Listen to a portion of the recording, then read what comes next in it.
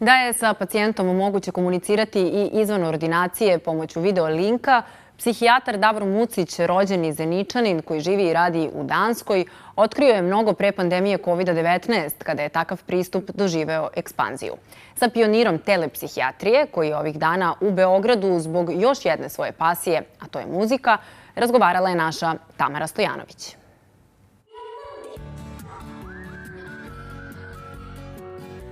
Na promociju novog albuma Davora Mucića ispratila je kiša.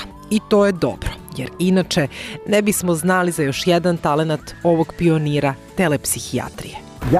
Ja sam pred 10-15 godina počeo dizajnirati sve što nosim. Moja majka je bila krojačica i šila je meni i sestri sve osim čarapa. Tako da sam uvijek bio drugačiji, a sada nekako uživam u tome da dizajniram svoju odjeću. Imam svoje krojače u Indijce, u Dubaju i oni su jako dobri. I što god ja nacrtam, oni naprave, uključujući ovaj kaput koji sam radio pred 10 godina. I ovo, da kažem, podsjeća malo na Malog princa. Jeste, sve u mom životu podsjeća na Malog princa. A o Malom princu, životu i radu pričao nam je daleko od kiše. Nije neobično da se u nekoj osobi susteknu različiti talenti i afiniteti, ali ono što je, čini se, nešto ređe jeste da se talenti i afiniteti pretvore u vokacije jedne osobe. Vi ste rekli da ste oženjeni psihijatrijom, a zaljubljeni u muziku i to su, možemo reći, dve sfere vašeg profesionalnog bavljenja i o njima ćemo danas govoriti. Da krenemo od psihijatrije, jer tu ste trasirali u stvari put jednom posebnom pravcu, to je telepsihijatrija. I ja ću vas da zamolim da nam objasnite ukratko šta je to, jer pojam zvuči neobično, ali čini se da je reč o pravcu koji je u ekspanziji, naročito nakon pandemije COVID-19. Da, hvala vam na pozivu u vašu emisiju prije svega. Telepsihijatrija postoji od 59. Nije to nešto što mi psihijatri nismo znali, međutim u tih 65 godina uspjeli smo je držati podalje od sistema zdravlja. Tek je korona otvorila vrata. Ja sam došao na tu ideju da uvedem telepsihijatriju u evropsku psihijatriju 99. Iz prostog razloga jer u to vrijeme 90-ih preko 20.000 izbjeglica iz Jugoslavije došlo je, a ja sam u Danskoj bio jedini doktor koji govori naš jezik. Neko je morao putovati, ili ja ili oni. I onda sam ja predložio svojim kolegama psihijatrima zašto ne bismo koristili telepsihijatriju, a oni su rekli pa to zvuči kao telepatija. Ja sam rekao, pa nije to telepatija, to vam je, znate, kao direktan TV prenos, jer mi nismo tada imali Skype. Skype je izmišljen 10 godina kasnije, a sve izbjeglice u Danskoj i stranci koji ne govore jezik, ne samo u Danskoj, nego globalno na cijelom svijetu, uglavnom kad imaju problem, onda im se pozove prevodilac. Ja sam smatrao da je prevodilac jedna osoba previše u toj povjerljivoj relaciji između doktora i pacijenta. I mislio sam da bi ta tehnologija omogućila da povežemo pacijente i terapeute koji govore isti jezik. I tako je nastala transkulturalna telepsihijatrija, a ja sam otac ili majka tog izraza. Znači, povezivanje pacijenata i terapeuta koji govore isti jezik, imaju isti kulturalni i etnički background. Ali se nalaze na nekoj prostornoj distanci. Tako, koji ne moraju nužno biti čak ni u istoj državi. Govorit ćemo i o vašoj muzičkoj karijeri, ako tako možemo da je nazovemo. Imate jedan lep stih, zemaljska se vrti kugla oko Facebooka i Googlea. Kada se izgubi, pod znacima navode izgubi, neposredan kontakt između psihijatra i pacijente, kada se prebaci u tu online sferu, šta se dobija, šta se gubi? Da li se u tom smislu nešto i gubi na toj relaciji? Ovisi uvijek o tome koji je pacijent, koja je problematika. Znači, prije nego odlučimo da li ćemo raditi dijagnostiku i liječenje na daljinu, moramo znati nešto i o pacijentu. Stranci i izbjeglice koji ne govore jezik, oni će uvijek radije razgovarati na svom jeziku na daljinu. Dokazano je, ja sam uradio mnogo radova, da se mnogo brže etablira terapijska relacija. Ja se sjećam svoje prve pacijentice koja je bila iz Bosne, silovana 15 puta, 3 godine išla kod danskog psihijatra uz pomoć prevodioca, a vidjeli smo se prvi put u životu preko televizora, tada nisu bili oni tanki, nego smo mi to zvali guzati televizori, ogromni. Ona je bila na 300 km od moje klinike u Kopenhagenu, u jednoj drugoj bolnici u Danskoj. I samo je rekla, doktore, jel nas cijela Danska sad gleda?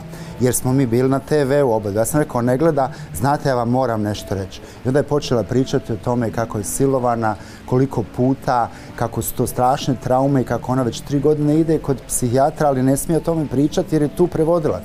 A mali je grad, prevodilac i ona i svi mi se znamo u tim malim gradovima i kaže, mene je bilo strah da će on to reći svojoj ženi, a onda će ona ispričati nekome i doći do mog muža, jer moj muž ne zna šta se dogodilo i ostavit će me i mene i djecu. Tako da vidite kako se na daljinu može uspostaviti relacija koju neko drugi za 3 godine nije uspostavio i nikada ne bi mogao. U ordinaciji. Moje kolege uglavnom kažu da su nedostaci telepsihijatrije ti što ne možemo čitati govor tijela. I naravno da ga ne možemo čitati ako koristimo Skype, ako koristimo video platforme. Međutim, zlatni standard telepsihijatrije je takozvana stand-alone videokamera, znači samostalna videokamera koja se priključi na internet, a ne na kompjuter i priključi se na ekran.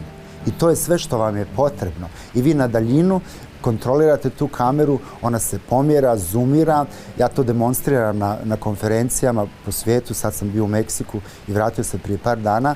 Vi tu kameru možete zoomirati tako da dođete na 2 cm od pacijentovog oka i predvidite suzu prije nego i pacijent toga svjestan. Ako ja to uradim vama kao pacijentici uživo, kao prvo ćete me ošamariti, a kao drugo ćete me optužiti za seksualno uznemiravanje. Tako da vidite, ako imate tehnologiju, ako je znate koristiti, onda možete čitati govor tijela. Međutim, mi tehnologiju imamo, ali je ne znamo koristiti. Još jedna zanimljiva stvar koju ste spomenuli u jednom intervjuu govoreći o telepsihijatriji je to da ona nudi mogućnost da se promene odnosi moći. Odnosno, sada više nije psihijatar taj koji diktira, tako reći, u kom smeru će teći taj proces, zato što pacijent mora da dođe do njega, do njegove ordinacije, onda kada psihijatar ima slobodan termin, sada psihijatar mora da se prilagodi potrebama pacijenta, odnosno da izađe u susret i njegovi potrebi da iz svog doma govori o nekim svojim problemima. Voljela bih da se i toga dotaknemo. Sigurno. Odnos moći je dosta važan. Pacijent ima u svakom trenutku mogućnost da samo jednim klikom isključi ekran. Mi smo radili istraživanja zašto su psihijatri odbijali telepsihijatriju sve ove godine. Razlozi su bili razni, nisu mogli dobiti novac za svoj posao, nisu bili na ti sa tehnologijom. Smatrali su da je njega koju oni daju na daljinu ne tako dobra kao kad bi pacijenti došli. Međutim, o tom odnosu moći niko nije pričao. Ja smatram da je moja uloga prije svega usluga. Ja sam uslužna djelatnost. Moj posao i moja profesija ne bi postojala da nema pacijenata. Znači, mi smo tu zbog njih, a ne obrnuto. Ali i to za psihijatra verovatno dragocena smernica, čak i kada doživi tako nešto, da se pacijent samo odjednom isključi, to je također njemu sugestija da nešto radi pogrešno. I to je neka vrsta iskrenosti koja se možda ne bi tako lako dogodila u ordinaciji. Sigurno. Ja mislim da je jako važno vidjeti pacijenta u njihovim okruženjima. To je to što mi radimo sa takozvanim mobilnim timovima. Pa onda medicinska sestra, vozač i doktor idu kod pacijenta kući da vide kako on živi, kako stvari stoje. I mi to jako cijenimo, a s druge strane opet odbijamo tu telepsihijatriju koja nam otvara prozor u svijet pacijenta u njegovom stanu. Tako da su to te diskrepancije, šta mi zapravo hoćemo, šta pričamo da hoćemo, šta u stvarnosti radimo i zašto nešto radimo, a drugo govorimo i obrnuto. Sad bih voljela da pređemo na drugi deo razgovora. Imate ovde sa sobom jednu knjigu, Mali princ. Mali princ spaja u stvari vaše bavljenje psihijatrijom, jer tako se i zove vaša ordinacija, ako sam dobro razumela, u Danskoj, a s druge strane taj pseudonim ste koristili u muzičkoj sferi i 90. godina kada ste pokrenuli jedan projekat Mali princ koji je okupio različite muzičare, a čiji je cilj bio pomoć deci koja su žrtve rata 90-ih. I sad pitanje koje je možda moglo da dođe i na početak, zašto Mali princ? Mali princ je knjiga o životnim stavovima i gledanju na svijet. Prave stvari mi vidimo srcem i one su nevidljive očima. Ja sam često govorio da bi svijet bio mnogo ljepše mjesto kad mi ne bismo gledali, kad bismo bili slijepi. Ljudi koji su slijepi razvijaju neke druge sposobnosti. Mi smo do te mjere opterećeni izgledom da smo zaboravili da postoji sadržaj u toj kutiji koja je često prazna. Da se samo srcem dobro vidi. Tako je. Tako je, a moji pacijenti su bili i Srbi i Muslimani, i Hrvati i Slovenci, i oni sa Kosova, iz Makedonije, kao i Danci, kao i oni iz Somalije. Prema tome ja nikad nisam pravio tu razliku. I iz tog razloga sam smatrao da jedan projekat na kome ću okupiti ljude iz cijelog svijeta, prije svega iz bivše Jugoslavije, a sa ciljem da pomognemo djeci žrtvama rata u Bosni, treba nositi naziv Mali princ. Tako da djeci pokažemo da neovisno o našoj religiji, političkim nazorima, imenima i prezimenima možemo uraditi nešto dobro. Jer za dobre stvari nema krivo vrijeme, a za loše stvari je svako vrijeme krivo. I iz tog razloga sam imao tu privilegiju i čast da mnogi od mojih idola su pristali da rade sa mnom. Svi su radili besplatno. Tako je, Kornelije Kovaš, Lazar Istovski, Esma Redžepova, Zabranjeno pušenje, Alen Islamović, Vajta i tako dalje. Zaista najveća imena koja su muzikom spajala taj prostor Jugoslavije. I skupio sam djecu iz osnovne škole Drinka Pavlović iz Beograda, jedan gospel hor iz Danske, i mislim da je to bila jedna lijepa inicijativa koja nažalost se desila 2004. kada smo mi smatrali, i tako mi je rečeno, da je to prerano. Ja sam mislio da je to već tada prekasno, tako da sam iz tog razloga ponovo tu pjesmu od Sarajevo do Banja Luka postavio na album Gdje nema vrata, caruje zid. Gdje nema vrata, caruje zid, jer mislim da komunikacija mora da postoji. Kao što postoji između mene i pacijenta, mora da postoji i među svima nama. Zato mislim da su te moje pjesme imaju cilj da nas nauče mentalnoj higijeni. I te pesme, u njih ste u stvari preneli autentične priče vaših pacijenata. I to je ono što je dragoceno i zato sam rekla da se prožimaju vaše dve vokacije, ako možemo tako da ih nazovemo. Kako ste došli na tu ideju da prenesete neke lične priče u muziku? Ja sam počeo svirati harmoniku sa 9 godina i pisati pjesme jednako tako. Sa 10 sam pročitao sabrana djela Sergeja Jesenjina i postojalo je naravno taj san da postanem Goran Bregović. I ti sa godinama radeći sam se okanuo ideja da pravim hitove, jer sam napravio hit 86. učeći patologiju na 3. godini medicine. Imao sam pjesmu Pronađi me u zvijezdama koja je pobjedila na najvećem festivalu zabavne muzike u Jugoslaviji, Opatija. Tako da ja sam prošao tu fazu pravljenja hitova i sad sam u toj fazi da radim pjesme koje su bazirane osobnim teškim pričama mojih pacijenata, a kako su to uglavnom izbjeglice i stranci, te su priče uglavnom vezane za taj žal za nekim drugim vremenima koja su njima bila sretnija. Te njihove pjesme sam priče pretočio u pjesme. Pesme za pevanje i plakanje. Ja ih zovem pjesme za pjevanje i plakanje, jer mislim da one imaju za cilj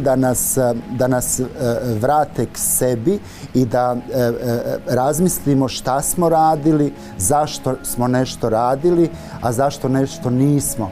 Djelovati i ne djelovati. Ne djelo može također biti nedjelo. I to je dobro da shvatimo u nekom trenutku. Koja je naša uloga? Kažete da je između ostalog zadatak tog albuma promovisanje ljubavi i dobrote. I sada iz ove perspektive ovog vremena koje čini se visoko vrednuje jedan ciničan odnos prema stvarnosti, takav pristup može gotovo da zvuči kao utopija ili da bude tretiran kao naivnost. Međutim, zašto je važno, i rekli ste upravo to, da su ljudi zaboravili tu maksimu Malog princa, da se samo srcem dobro vidi. Zašto je važno da otvoreno govorimo o tome koliko su dobrota, ljubav, prepoznavanje onog što je autentično, onog što je unutra važno? Zato što novac, karijere, slave i ostalo prođe, a onaj jaran za kafu se ne može kupiti za novac. I to će nam trebati jednog dana kad ostarimo. I jedino što pamtimo na samrtnoj postelji su ti neki lijepi trenuci i ne pamtimo loše stvari. I zato mislim da ta dobrota, ona nikoga ništa ne košta. Mene je mati kao malog učila, sine, budi fin i reci lijepu riječ. Ona ništa ne košta, a mnogo vrijedi. I mislim da ako bismo to prakticirali, kad se probudimo i kažemo šta bi danas dobro mogao napraviti. I onda to čovjeku pređe u naviku. Zato se ide na terapiju, pa se ti naši softveri u glavi koji su negativni, automatske misli koje su uvijek negativne, uvijek će se nešto loše desiti, šta je ko kazao.